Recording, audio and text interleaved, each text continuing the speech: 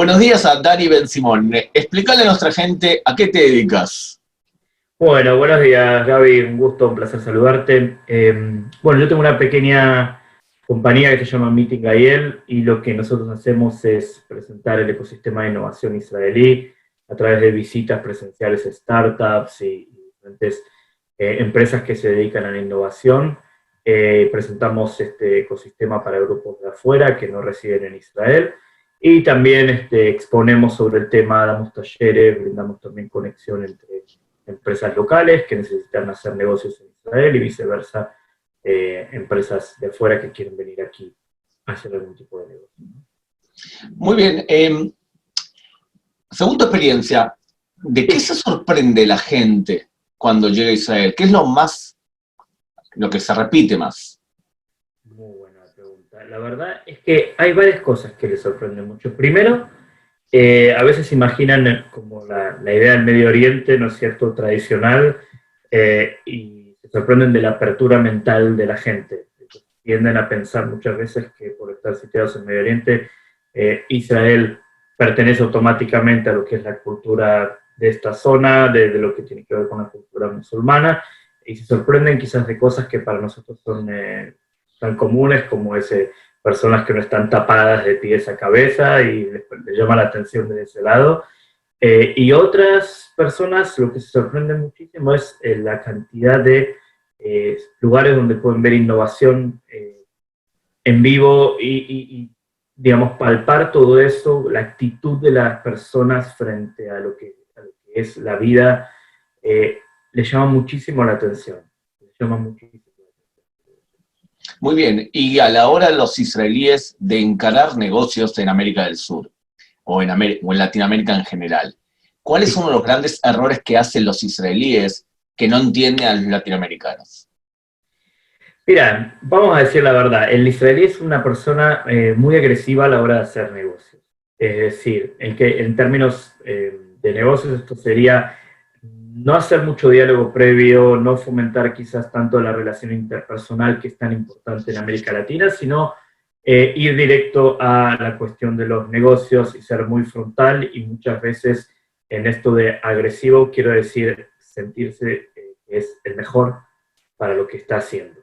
Y no necesariamente siempre lo va a hacer, pero muchas veces a la hora de vender es muy exacerbado este mensaje hacia quien quiere comprar. Entonces, esa es una diferencia muy fuerte, e incluso en la comunicación escrita también, cuando hay un correo de respuesta de un israelí frente a un pedido de un argentino, peruano, boliviano, no importa, cualquier persona de América Latina, la forma de respuesta del mail es muy breve y concisa, al punto tal que quien recibe ese correo dice, ¿habrá pasado algo aquí? Porque yo de repente le puse, ¿cómo está tu familia?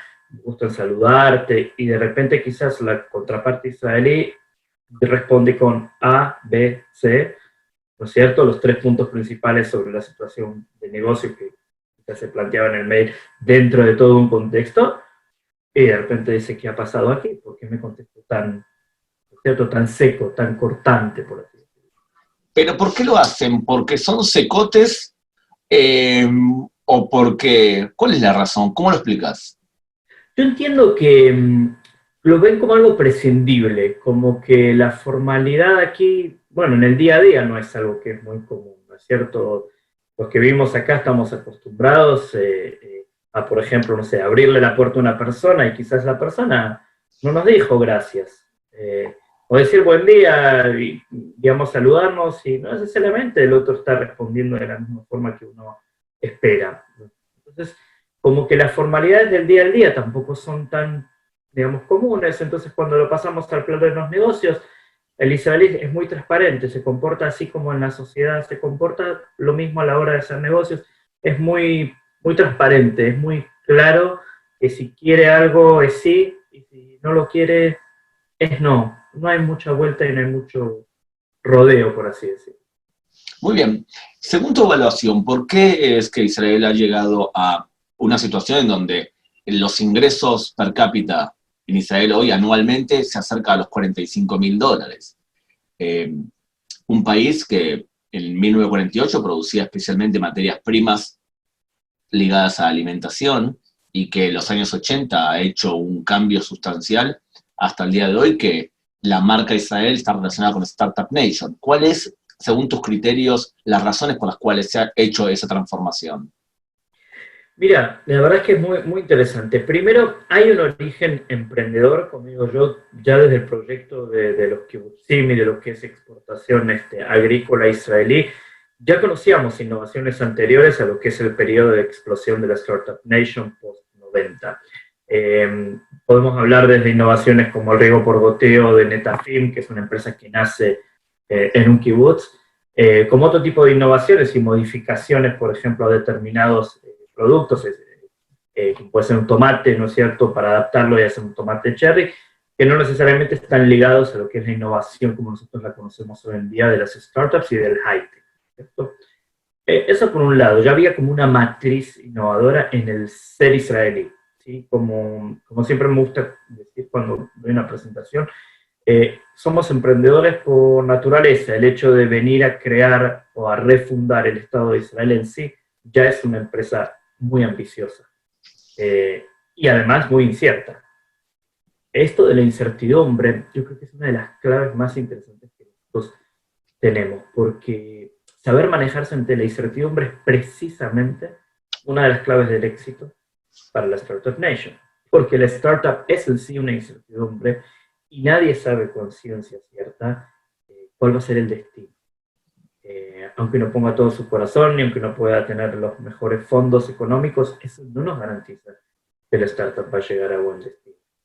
Entonces yo explico eso. Ahora, otro de los factores clave fue la mano estatal que apoyó todos estos programas de innovación. El plan inicial se llamaba YOSMA, que en hebreo es precisamente iniciativa, si lo quiero traducir, y esto estamos hablando de los años 92-93, con una idea clara de fomentar nuevos emprendedores, ¿cierto? Nuevos emprendedores que realmente pudieran acceder al mercado, ¿no es cierto? Y que pudieran ser, por así decirlo, también asesorados por el Estado y a su vez también fomentando la inversión privada en el medio. Entonces la combinación es muy buena, Gaby, porque fíjate que tenés un Estado que apoya esto y que lo fomenta, y un pueblo, una nación que está dispuesta también al emprendimiento, como te decía antes, casi en su ADN, pero también en su, digamos, en su iniciativa personal y privada. Y si a esto le sumamos la relación que tiene Israel permanentemente de inmigración, ¿no es cierto? Que la inmigración en sí es un proceso de emprendimiento, porque es dejar la zona de confort. Entonces, claro, tenemos una buena cantidad también de inmigrantes que son emprendedores y eso también nos hace linkear con el mundo, porque todas estas personas que no nacieron en Israel, pero que están haciendo emprendimientos en Israel, en definitiva para nosotros es una apertura del mercado internacional sumamente necesaria, siendo que con nuestros vecinos y con nuestro alrededor no tenemos la posibilidad de comercializar, o por lo menos no son mercados tan atractivos, en el caso de Egipto y Jordania, para lo que sería exportación de alta tecnología. Según tu experiencia con América Latina, ¿verdad? Especialmente en los países de América del Sur, ¿puede copiarse el modelo israelí en este continente? Mira, yo creo que primero no soy partidario mucho del copy-paste, o sea, copiar-pegar, ¿no es cierto? Creo más en la adaptación de un modelo y sobre todo tomar, por ejemplo, lo que fue exitoso. La iniciativa estatal, ¿sí? Como decía yo antes, el plan YOSMA, es exitosa en tanto y en cuanto sea 100%, por ejemplo, transparente y accesible al 100% de la población, y no sea una cuestión de quienes se enteraron, llegaron, o quienes tenían conocimiento tan cerca de, no sé, el área que fomenta esto, entonces son los que llegan a poder aplicar y quienes están por fuera no. Ahí tenemos uno de los problemas que muchas veces pasa en América Latina con las políticas públicas. De repente no llegan masivamente a la gente. De repente yo trabajé en el Estado en Argentina y lo puedo decir con total confidencia lo que estoy diciendo. Una de las principales quejas de la gente es que la información no llega. no le llega a las personas. Entonces, claro, quizás se abra un fondo de iniciativas para emprendedores, y está buenísima la idea, y es excelente, pero al no llegar al conjunto de la población, esto traba, por supuesto, las posibilidades de que sea exitoso el programa. Ahí tenemos un primer problema. Y segundo, Gaby, es la sostenibilidad en el tiempo. Es decir, a la incertidumbre del emprendedor no le podemos sumar la incertidumbre de que al cambio de gobierno siguiente esta política no se sostiene. Y la historia de América Latina indica que permanentemente ante un cambio de gobierno la política económica, macroeconómica incluso, muchas veces suele cambiar. Entonces, al emprendedor le es doblemente difícil. Y si a este cóctel le sumo en algunos casos países con inflaciones por encima del 10%, entonces es muy, muy difícil poder hacer una réplica del modelo Israel. Es muy difícil. Sí podemos contagiarnos de la mentalidad emprendedora, sí podemos venir a visitar este ecosistema y tomar fuentes de negocios o transferencia tecnológica, que eso muchísimas empresas, muchos visitantes lo hacen luego de estar aquí en Israel, pero no podemos hacer un traspaso automático. Esto lo daría por descartado desde la experiencia. Pero, por ejemplo, obligar a la gente, de alguna manera, en Sudamérica, a estudiar más de una carrera, como se hace en Israel, ¿verdad? Cuando tú estudias más de una carrera, sueles mezclar cosas que aprendiste de ambas y crear algo creativo nuevo. No esencialmente se hace eso en Sudamérica. O sea, ese tipo de cosas que nosotros conocemos, que se hacen acá, eso podría ser exportable, ¿o no? Sí, yo creo, por ejemplo, un tema de cambio del modelo educativo es imperioso. Creo que estamos, por ejemplo, en países como Argentina, de donde yo nací, por ejemplo, te puedo contar, que la experiencia de carrera es de 5 años o 6 años a veces para una licenciatura.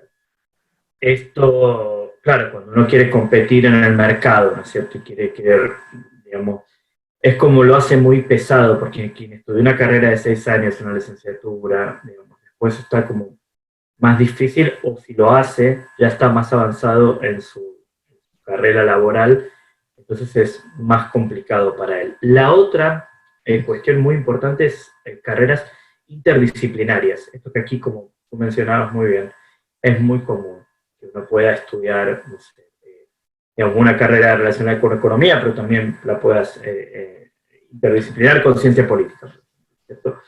Bueno, en Argentina o en otros países es como más estable en el sentido más clásico, tradicional y el modelo más europeo del viejo mundo, y menos, digamos, la posibilidad de hacer carreras interdisciplinarias y bueno, y a estar abiertos a este tipo de experiencias que para mí son sumamente enriquecedoras y que hacen a la apertura personal. Independientemente, y esto es muy importante también, independientemente de que uno se dedique finalmente a la carrera que estudió, porque puede no necesariamente uno dedicarse exactamente a lo que estudió, y esto, por ejemplo, en los países de América Latina, no está muy bien visto. En general, si uno estudió ingeniería y no está ejerciendo como ingeniero, casi que se percibe como un fracaso. Y esto aquí, no hay esta estigmatización, por así decirlo, de quien no cumplió con esa expectativa, automáticamente queda fuera del mercado, es percibido socialmente como un sujeto, digamos, raro. Aquí no, aquí es algo muy común y se favorece, digamos, como decíamos antes, esta posibilidad de seguir estudiando permanentemente y, bueno, ampliar el conocimiento. ¿Qué opinas sobre la cultura del fracaso aquí? Cuando la gente hace un negocio o una iniciativa y le va mal, ¿lo cuenta, lo oculta, se avergüenza? Mirá, es muy interesante la pregunta. Yo creo que lo más importante siempre es haber aprendido algo de ese fracaso. ¿Sí? Esto es el punto básico para poder decir, ok, voy a lanzar nuevamente un emprendimiento, bueno, ¿qué me pasó? Y hacer una evaluación y no culpar a el externo, es decir, no el gobierno me puso un impuestazo, ¿no es cierto? Y de repente perdí todo en mi negocio, no, tuve que tener todo en blanco, y bueno, claro, al pagar salarios y todo, no pude solventar mi negocio. Digamos, estas cuestiones tienen que ser como apartadas un poco y empezar a pensar también uno mismo qué es lo que hizo, cómo lo puede mejorar, y sobre todo tomar asesoría de gente que sí quizás tuvo más éxitos, ¿no es cierto? Y compartir esta información. Esto aquí sí hay una diferencia con respecto a América Latina. Fíjate que aquí la cultura de compartir la información está muy dada. En mi caso personal es que yo estoy en un grupo de, por ejemplo, 280 emprendedores, y no porque haya pedido, aplicado, lo que fuera. Informalmente, conversando con un emprendedor, me contaba que él estaba en un grupo que muchas veces tenía buenos recursos y me dijo, ya, te sumo al grupo. Esto me implica a mí que yo de repente tengo al alcance de mi mano la posibilidad de conseguir información sobre diferentes startups en tiempo real y con una respuesta tan rápida, todo por canales informales. No necesito la asociación de emprendedores israelíes que de repente me brinde ese contacto que yo estoy necesitando para dar una charla. Esto es una ventaja competitiva y comparativa con respecto a otros países en el mundo. Es muy inusual, la gente tiende a juntarse y a hacer organizaciones específicas para poder llegar a este tipo de objetivos. Y para mí, una reunión informal con una persona me dio la posibilidad de estar en un grupo WhatsApp que me permite hacer y aprender, sobre todo, gratuitamente, experiencias que son invaluables para cualquier persona. Muy bien. Dime las últimas startups israelíes que has conocido que te han sorprendido. Mira, hay dos que a mí me gusta mucho presentar, y quienes han venido acá últimamente con grupos de Meeting AEL las han visto en persona. Una de ellas es un dispositivo que te permite fumar dentro del auto, ¿cierto? Y esto es muy controvertido porque mucha gente me dice, pero ¿cómo estás fomentando que la gente fume? Yo no estoy fomentando, yo lo que estoy haciendo es mostrar una startup israelí, ¿no es cierto?, que a quien fuma y su interés es continuar fumando, en definitiva le está dando una solución, ¿no es cierto? Y ahí está el caso de, por ejemplo, se llama esta aplicación, ese startup se llama Y-Smoker, ¿cierto? Y todo surge a partir de un chico que a sus 18 años estaba fumando dentro del auto, se le cae la colilla del cigarrillo, ¿no es cierto? Baja la mirada, intenta agarrar el cigarrillo y tiene un accidente. Y esto lo deja internado por casi 5 meses. A lo cual cualquier persona en lo común y corriente que diríamos, bueno, es una advertencia, una señal de que no hay que fumar adentro del auto. Aprendamos de ese error y hagamos algo diferente. Ahora, fíjate la mentalidad de esta persona. En vez de pensar de esa forma, pensó, ¿cómo puedo hacer para seguir fumando dentro del auto sin tener accidente y además tener un olor agradable y no tener un problema con las personas que entran al vehículo y que muchas veces se quejan de mí que soy fumador? Esto todavía estando internado la persona, ¿eh? Esto es increíble. Y de repente, claro, saca esta idea y nos dice, bueno, voy a hacer un dibujo, se presenta con distintos ingenieros, ¿y qué sucede? Resulta que estos ingenieros van mirando esto que él propone y no va para ningún lado. Dicen, esto es un dibujo mal hecho, esto no va a funcionar, y más de 40 veces se recibe no como respuesta, hasta que un ingeniero toma este proyecto, diseña un modelo real, y lo que dice es, ok, si lo hacemos en el lugar donde deberíamos prender, digamos, el cigarrillo, que es el lugar donde está el adaptador para poder encender el cigarrillo, y en este lugar posicionamos un tipo de adminículo que lo que hace es aspirar las cenizas, ¿no es cierto?, transformar eso en un perfume, vamos a poder desarrollar este producto.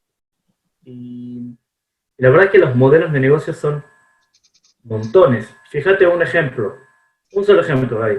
Las compañías de alquileres de coche permanentemente tienen el problema de, aunque prohíban el fumar adentro del vehículo, la gente fuma dentro del vehículo. Imagínate tú qué solución puede ser esta para ellos, ¿no es cierto? Y evitar un montón de inconvenientes y encima darle, como digo yo, de regalo, la posibilidad al fumador de tener su experiencia dentro del vehículo como la suele tener si fuera su vehículo privado, sin tener que adaptarse a las exigencias y normas de la compañía Muy de bien. alquiler. ¿Sí? Este es uno, el fumador adentro del auto. ¿Otra? Otra que a mí me gustó mucho es Playkers. Playkers es una aplicación que te permite a ti jugar el deporte favorito tuyo en tiempo real. Esto significa cómo surge todo, también porque siempre a mí me gusta mucho contar cómo surge, porque en realidad parte de esto es el mundo de las startups. Se surge de un problema, una situación, y ahí va la solución del emprendedor. Entonces él contaba que siempre tenía un problema, todos los amigos de él querían jugar a la pelota, decían que sí, y después ¿qué pasaba? No, mi novia no me dejó, no pude, no esto, y de repente llegaba al estadio, o el centro deportivo, y se encontraba con que había 6 personas. Entonces él dijo, no quiero más este problema.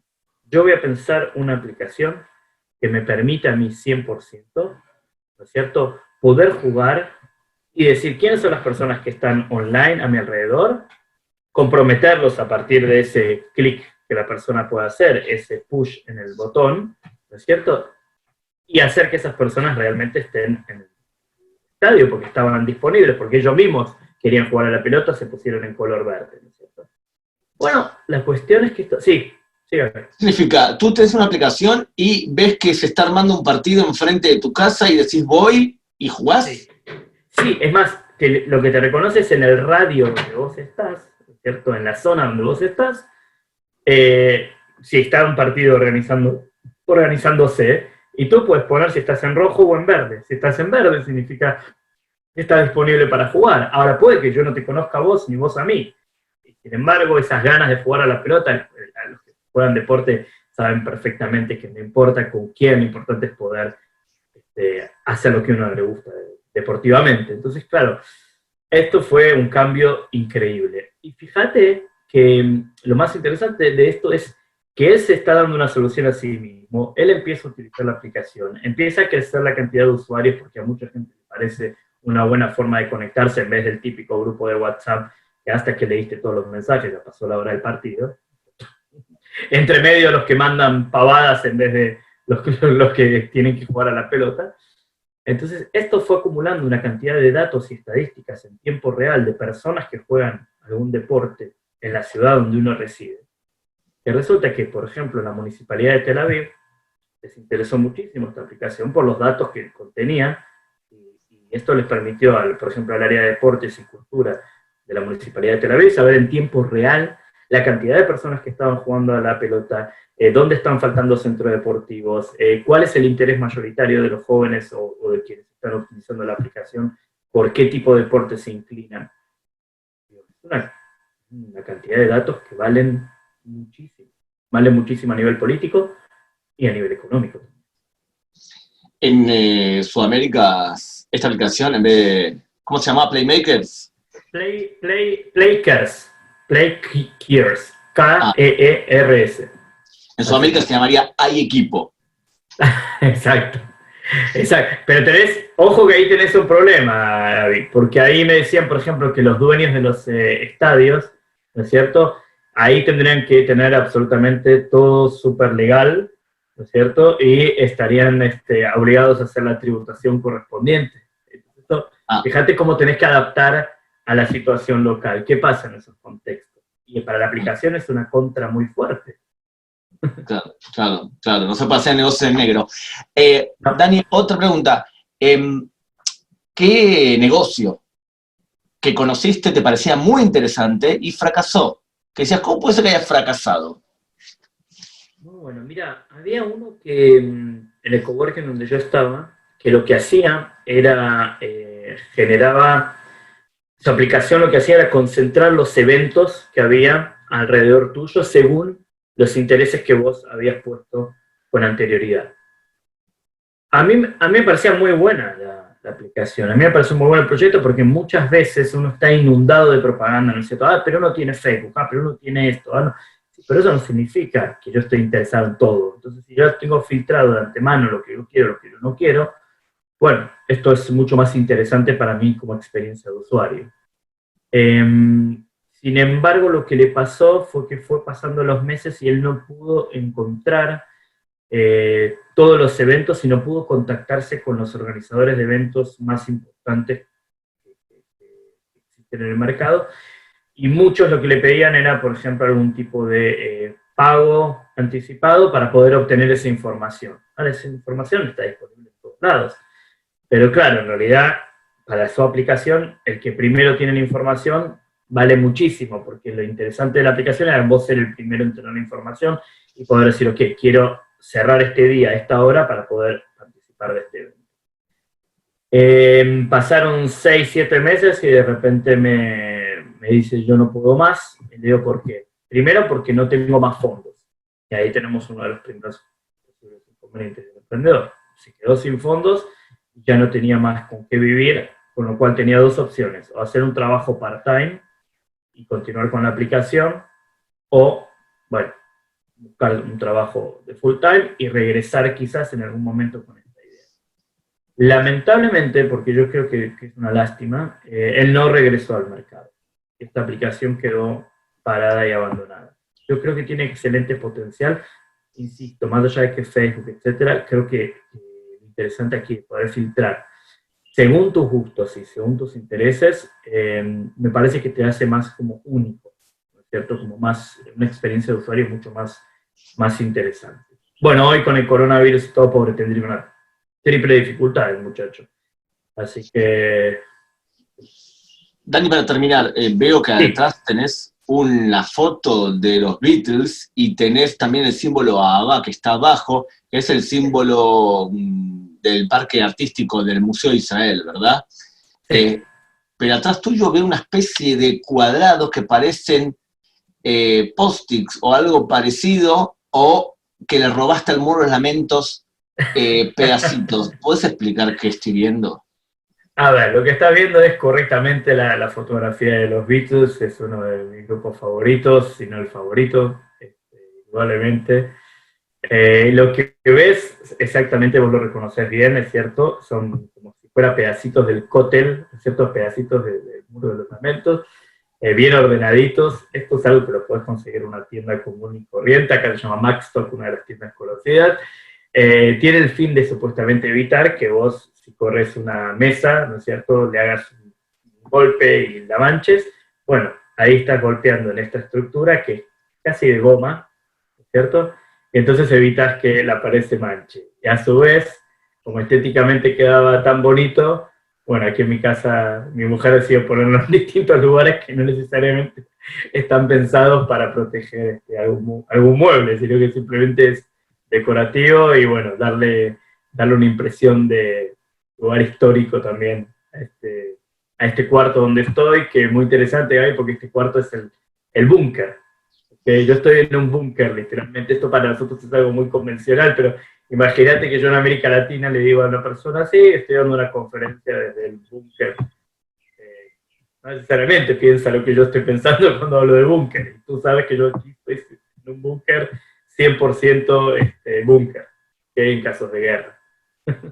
Muy bien. Así que lo que son las cosas. Dani Ben Simón, de la empresa Meeting Aiel, muchas gracias por tu tiempo. Muchas gracias a vos, Gaby, un placer, y bueno, un saludo para todos los